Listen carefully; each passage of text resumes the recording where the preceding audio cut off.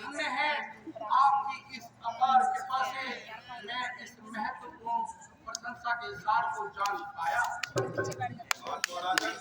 उसी समय से इस राज्य का नियम चला आ रहा है कि राजा अपनी प्रजा को सब कुछ मानता है और चौथी अवस्था में राज्य का भार अपने ज्येष्ठ पुत्र को देकर खुद वामप्रस्थ धारण कर लेता है।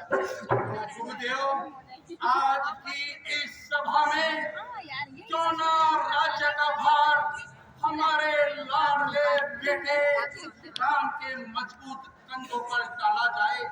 आप कृपा करके अपनी सम्मति प्रदान करें। सूर्यवंशी, तुम धन्य हो। मंत्रीगण, अब आप भी इस विषय में अपने अपने विचार स्वतंत्रता से प्रकट करें। और सुबाहु का वध तथा जनकपुरी में धनुष्य आपके विचार की पुष्टि करता है। संजय महाराज, ये विचार की सराहना है। देखो, मुझे बड़ाई नहीं चाहिए।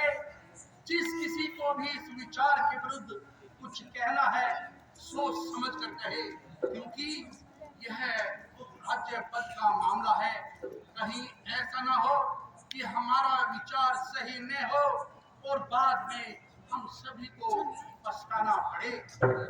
महाराज, हम जो कुछ भी कह रहे हैं सोच समझ कर कह रहे हैं। अच्छा गुरुदेव, कोई शुभ लग्न देखकर राज तिलक की तैयारी की जाए। राजन, वैसे तो राम को राज तिलक किसी भी दिन किया जा सकता है, लेकिन कुल की मर्यादा और प्रजा हित के लिए या तो कल का दिन शुभ रहेगा, अन्यथा फिर यही तिथि 14 वर्षों बाद आएगी। किंतु मुनिवर, दशरथ कदाचित 14 वर्षों तक इंतजार नहीं कर सकता। इसलिए सुमन जी, राज तिलक के लिए जो भी आवश्यक सामग्री है उसका प्रबंध किया जाए।